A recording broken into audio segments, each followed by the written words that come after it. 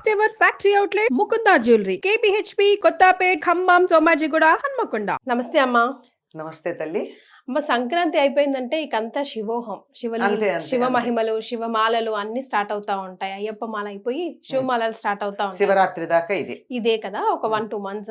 So మనం కొన్ని శివ లీలలకి సంబంధించి కానీ శివ భక్తులకి సంబంధించి కానీ కథలు చెప్పుకుందాం. సో ఈ వరుసతో ఈ రోజు నుంచి మొదలు పెడితే ముందు ఏ కథతో మొదలు పెడతారు? అమ్మ, శివుడు భక్త సులభుడు, బోళాశంకరుడు, అసుతోషుడు, వీటన్నిటికీ అర్థాలు ఒకటే. అసుతోషుడు అంటే అప్పటికప్పుడు తృప్తి పడిపోతాడు, నువ్వు ఎక్కువ రోజులు చేయాల్సిన పని కూడా లేదు. అటువంటి శివుడికి సంబంధించినటువంటి ఆయన భక్తులను అనుగ్రహించినటువంటి కథలు మనకి అనేకం ఉన్నాయమ్మా. ముఖ్యంగా ఈ శివభక్తులకి సంబంధించినటువంటి మనకి నాయనార్లని కొంతమంది వాళ్ళకి ఇలాంటివి అనేకం ఉన్నాయి. అటువంటి వాటిల్లో ముచుకుందుడు అనేటటువంటి భక్తుడి కథ ఒకటి మనకి చాలా ఆశ్చర్యకరంగా అనిపిస్తూ ఉంటుంది. ఎట్లాగంటే ముచుకుందుడు పేరు చూడండి ఎలా ఉందో. ఈయన తర్వాత మనకి ముచుకుందుడు అన్న ఆయన భాగవతంలో కూడా ఒక ఆయన కనపడతాడు, ముచుకుంద వరదుడు అని చెప్పి. ఆ వరదుడు కృష్ణుడు, ముచుకుందుడు. అయితే ఈ ముచుకుందుడు అనేటటువంటి వాడు అసలు ఆయన ఆవిర్భావమే చాలా గమ్మత్తుగా ఉంటుంది. ఒకసారి శివుడు పార్వతి కైలాసంలో వనవిహారం చేస్తారు. ఇద్దరు వాళ్ళు చాలా మంచి ఆది దంపతులు అవడానికి అసలు ప్రేమ అంటే వాళ్ళని చూసి తెలుసుకోవాలమ్మా ఎలా ఉండాలో. ఇద్దరు కలిసే ఉంటూ ఉంటారు, చక్కగా శరీరంలో సగభాగం ఇచ్చేసారు ఇద్దరికి. అసలు మనం గమ్మత్తుగా చూసినట్టయితే వాళ్ళిద్దరి కాంబినేషన్ ఏమిటమ్మా, ఎక్కడన్నా పోలికలు ఉన్నాయో ఇద్దరికి? ఈవిడ నల్లగా ఉంటుంది, ఆయన తెల్లగా ఉంటాడు. ఆయన తెల్లగా ఉంటాడు కర్పూర గౌరాంగుడు, కర్పూరం లాగా తెల్లగా మెల్లమెలా మెరిసిపోతూ ఉంటాడు. బ్లూ కలర్ వేస్తారు ఎందుకు చిత్రపటాల్లో? తప్పు ఏదో అలా మన ఆడవాళ్ళందరూ తెల్లగా ఉన్నట్టు మగవాళ్ళంతా నల్లగా ఉన్నట్టు వేయడం ఒక అలవాటు అయిపోయింది. కానీ శివుడు తెల్లగా ఉంటాడు, కర్పూరం లాగా మెల్లమెల్లమెలా మెరిసిపోయే తెలుపు. అందువల్ల ఆయన కంఠంలో ఆ నల్లని మచ్చ చాలా బాగా స్పష్టంగా కనపడుతుంది అనమాట. అమ్మవారు నల్లగా నిగనిగలాడుతూ ఉంటుంది, చాలా అందగత్తే, నలుపే నాణ్యం. అలాంటి ఆవిడ, వీళ్ళిద్దరు పైగా ఆయనేమో ఒళ్ళంతా పాములు గేములు, ఆ వ్యవహారం బూడిద అవి. ఈవిడేమో రాజకుమార్తె, చక్కని నగలు, అందంగా మంచి వస్త్రాలు, జిలుగు వస్త్రాలు, ఇవన్నీ ఉంటాయి. ఇలాంటి వీళ్ళిద్దరికి ఒకళ్ళంటే ఒకళ్ళు ఎంత ప్రేమ అంటే, అది ప్రేమకి ఈ భౌతికమైనటువంటి అంశాలు కానీ తర్వాత అలంకారాలు కానీ ఇవేవి కారణం కాదు అని చెప్పడానికి వాళ్ళిద్దరే ఉదాహరణ. అన్నిటికీ అతీతం అసలు ఈ ఆనందం వాళ్ళిద్దరిది చెప్పడానికి వీలేదు. ఇద్దరికి నృత్యం అంటే ఇష్టం, ఆయన తాండవం చేస్తే ఈవిడ లాస్యం చేస్తుంది. ఈ ఇద్దరు కూడా అన్నమాట చక్కగా అనుకూలంగా అలా విహారం. కానీ మనం కొన్ని కాంబినేషన్స్ చూసినప్పుడు అమ్మా అసలు వీళ్ళకి ఎలా మ్యాచ్ అయిందో, ఎలా సెట్ అయిందో, ఎలా ఒప్పుకున్నారో అనుకుంటాం. అవును, ఇదిగోండి ఇలాగే ఇంతే శివపార్వతుల్లాగా. శివపార్వతులు ప్రేమ గుడ్డిది, అసలు ప్రేమ గుడ్డిది కాదు, ప్రేమ చాలా అతీతమైనటువంటిది, వాటన్నింటికి చాలా పవిత్రమైనటువంటిది. అసలు అదన్నింటినీ ప్రతి దానిని కూడా తనలో కలుపుకునేటటువంటిది ప్రేమ. అలాంటి వీళ్ళిద్దరు అలా విహారం చేసి చేసి చేసి చేసి చాలా సాయంత్రం అయిపోయింది. ఒక బిల్వ వృక్షం కింద విశ్రాంతి తీసుకుంటున్నారు. తీసుకుంటే పార్వతీదేవి ఒళ్ళో తలపెట్టుకుని అలా అలా విశ్రాంతిగా ఆయన రిలాక్స్ అవుతుంది, విశ్రాంతి తీసుకుంటున్నారు. ఆ సమయంలో ఒక కోతి ఆ కైలాసంలో అటు నుంచి అటు, అటు నుంచి ఇటు, ఇటు నుంచి ఎరుగుతూ కొమ్మల మించి వస్తూ వస్తూ వీళ్ళిద్దరూ ఉన్నటువంటి చెట్టు మీదకి వచ్చింది. వచ్చి కోతి లక్షణం ఏమిటి, ఖాళీగా ఉండలేదుగా, అది ఒక్కొక్క ఆకు తుంచుతోందిట. తుంచితే కరెక్ట్ గా ఆకు తుంచితే దీని చేతిలో నిలుస్తాయా ఏమన్నానా, సగం కిందే పడతాయి. అలా పడుతూ ఉంటే ఎక్కడ పడ్డాయి? పాదాల మీద పడ్డాయి, శివుడి పాదాల మీద, లేత బిల్వదళాలు. ఆయన లెక్క పెట్టుకుంటున్నాడు, 108వ దళం పడింది. వెంటనే కోతిని కిందకి పిలిచాడు, నీకు వరం ఇస్తున్నాను అన్నాడు. శివుడికి ప్రదోష వేళ పూజ చేయడం చాలా ప్రధానం. ప్రదోషం అంటే సూర్యాస్తమయానికి కొంచెం ముందు సూర్యాస్తమయం అవుతూ ఉండగా, అంటే రాత్రి కాకుండా ఉండేటటువంటి సంధ్యా సమయం, సాయం సంధ్యా సమయం. ఆ సమయంలో 108 బిల్వపత్రాలు తప్పటికప్పుడు చెట్టు నుంచి కోసి నిన్నటిది మొన్నటిది తీసుకొచ్చి దాచిపెట్టింది కాదు, దాంతో పూజ చేసింది. ఆయన బోళాశంకరుడు కదా, పూజ కూడా చేయలేదు అసలు, అది పడింది ఆయన కాళ్ళ మీద. ఆయన బోళాశంకరుడు కదా, తనకి ఇష్టమైంది దొరికింది. కావాలని ఇచ్చిందా, బలవంతంగా ఇచ్చిందా, ఇష్టం లేకుండా ఇచ్చిందా కాదు, తనకి ఇష్టమైంది ఇచ్చింది అంతే. ఉమ్, తృప్తి పడ్డాడు. తృప్తిపడి పిలిచి 108 బిల్వదళాలతో నన్ను పూజించావు కదా ప్రదోష వేళ నాకు ఇష్టమైన సమయంలో. అందులో నేను చాలా పార్వతీదేవితో కలిసి విహారం చేసి ఆనందంగా ఉన్న సమయంలో పూజించావు కదా నన్ను. 1008 సంవత్సరాలు నువ్వు భూలోకంలో చక్రవర్తివై భూమిని పరిపాలిస్తావన్నాడు. ఉమ్.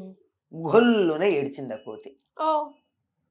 ఎందుకు ఏడుస్తున్నావు నీకింత మంచి వరం ఇస్తే అన్నాడు. ఉమ్, భూలోకంలోకి ఎందుకు వెళ్ళాలయ్యా? కైలాసంలో ఇలా నిన్ను చూసుకుంటే ఇక్కడ ఉండే అదృష్టాన్ని వదులుకుని మరే నేను భూలోకంలోకి ఎందుకు వెళ్ళాలి? పనిష్మెంట్ ఇప్పుడు దానికి నాకు అది పనిష్మెంట్ కదా. కాదు, నన్ను ఎవరైతే ప్రదోష వేళ బిల్వ పత్రాలతో అర్చిస్తారో వాళ్ళకి ఈ ఫలితం ఉంటుంది అంతే, నేను చేయగలిగింది ఏం లేదన్నాడు. ఉమ్, కర్మ సిద్ధాంతం. మరి మనం మంచి చేస్తే మంచి ఫలితం, చెడు చేస్తే చెడు ఫలితం. ఈ ఫలితం తప్పదు. అక్కడుండి కూడా నువ్వు అంటే ఒకటి అడిగాడు. ఉమ్, అక్కడుంటే కూడా నీ మీద నా భక్తి పోకుండా ఉండేటట్టు, భక్తి నాకు గుర్తుండేట్టు వరమియ్యి. సరే నీ మాట ప్రకారం నేను భూలోకానికి పెడతాను. ఉమ్, అది ఇప్పుడు భూలోకానికి వచ్చిన తర్వాత ఏం జరుగుతూ ఉంటుంది? భక్తి పోతుంది. మరే మనకి జయ విజయుల కథ చూసాం. ఉమ్, హిరణ్యకశిపుడికి వాళ్ళకి భక్తి ఉందా? ఉమ్, లేదు. శత్రుత్వం ఉంది. మరి. కానీ శత్రుత్వం ఉంది కానీ వాళ్ళ సంస్కారం ప్రకారం విష్ణువు అంటే ఇష్టం కనుక భక్తి ఈ శత్రుత్వం కలిపి వైర భక్తి అయింది వాళ్ళది. అట్లా కాకుండా నాకు భక్తి ఉండేటట్టు చూడమన్నాడు. ఉమ్, సరే అనుగ్రహించాడు. ఈయన భూలోకంలో ముచుకుందుడు అనే రాజుగా పుట్టాడు.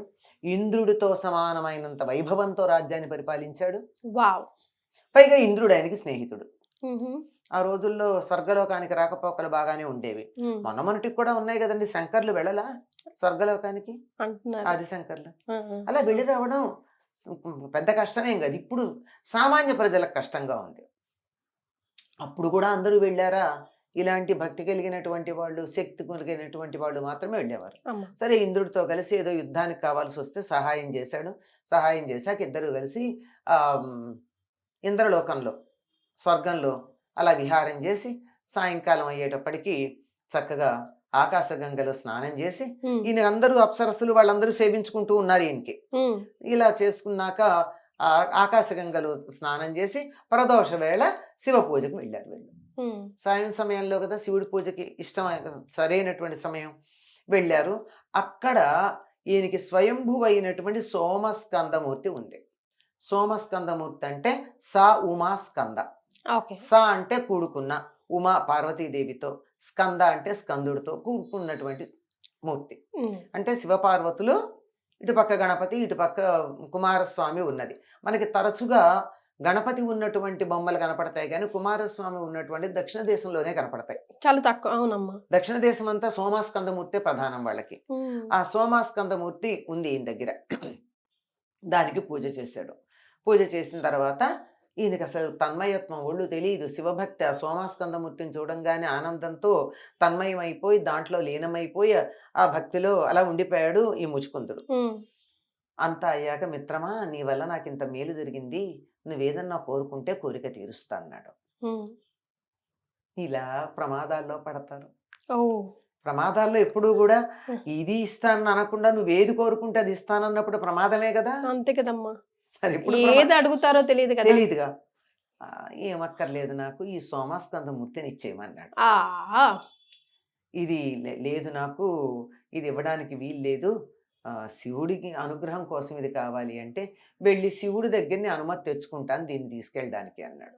ఉమ్, వెళ్ళి శివుడిని అడిగాడు. ఇంద్రుడి దగ్గర ఉన్నటువంటి సోమాస్కందమూర్తి నాకు కావాలి, దాన్ని చూస్తే ముచ్చట పడుతున్నాను అని. ఉమ్, వెళ్ళు నా ఆజ్ఞగా చెప్పు ఇచ్చేస్తాడు. వెళ్ళాడు. ఉమ్. ఆయనకి ఇవ్వడం ఇష్టం లేదు. ఓకే. ఇస్తానని అన్నాడు. ఉమ్, అందుకని విశ్వకర్మని పిలిచి దీనికి నకలు చేయించాడు. ఉమ్, అది పట్టుకెళ్ళాడు. ఉమ్, శివభక్తులు కూడా కొన్నిసార్లు అంత బోళాగానే ఉంటారు, ఉమ్. ఆలోచించరు. పట్టుకెళ్ళి దాన్ని స్థాపన చేయబోతూ ఉంటే శివుడు చెప్పాడు, ఇది అసలైంది కాదు నకిలీ. ఓ, శివుడే హెల్ప్ చేస్తాడు మళ్ళీ. తీసుకొచ్చి ఇచ్చాడు. ఉమ్. అవునా అవునా అని మళ్ళీ ఇచ్చాడు. ఇట్లా 6 సార్లు ఈ నకలే ఇచ్చాడు. ఓ, 6 సార్లు శివుడే హెల్ప్ చేస్తాడు. 6 సార్లు. 6వసారి వచ్చి కొంచెం కోపం కాదు కానీ ఇది తప్పు కదా, శివుడు ఆజ్ఞ కదా, శివుడు ఆజ్ఞ మీరితే శివుడు సంతోషపడతాడా, నాకు అది ఇచ్చాడు. ఇచ్చేటప్పుడు ఉమ్, దాంతో పాటు ఒక సింహాసనం, నెమలి ఈకలతో చేసినటువంటి ఛత్రం, ఉమ్, ఛత్రం అంటే గొడుగు, ఉమ్, గొడుగు దేంతో చేశారు? నెమ్- నెమలీకలతో చేసినటువంటి ఛత్రం. ఇలాంటివన్నీ ఇంకా దానికి సంబంధించిన అనేక వస్తువులు మనసులో బాధగా ఉన్న శివుడంతటి వాడు తన దగ్గర తీసుకోమని చెప్పాడు అన్న దాంతో ఇంద్రుడు ఇచ్చాడు. ఈయన తీసుకొచ్చి ఈ ముచుకుందుడు కమలాలయం అనేటటువంటి ప్రదేశంలో దాన్ని పెట్టాడు. ఉమ్, మూల విరాట్టుగా స్థాపించి, అందుకే మనకి తమిళ ప్రాంతం అంతా కూడా సోమాస్కందమూర్తిని పూజించేటటువంటి సంప్రదాయం అది. సో మనకంత ఇప్పుడు ఇక్కడ ఉంది, ఇప్పటికీ ఉందమ్మా. ఇప్పటికీ ఉంది.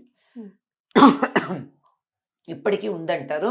అందుకే వాళ్ళకి సోమాస్కందమూర్తి పూజలే ఇష్టం. ఉమ్, మీరు వెళ్ళండి తమిళనాడులో, ఉమ్, సోమాస్కందమూర్తి ఉన్నారా అని వెళ్ళి చూస్తారు. మనం అంటే శివుడు అంటే శివలింగము, పక్కనే అమ్మవారు ఉంటే మనకి చాలు. మరి లేదా గుమ్మంలో ఓ గణపతి అంతే. ఉమ్, మహా అయితే ఇటు పక్క ఇంకో కుమారస్వామి విడిగా, ఇంతే తప్ప ఒకే ఆసనం మీద శివుడు పార్వతి కుమారస్వామి ఉన్నదన్నమాట.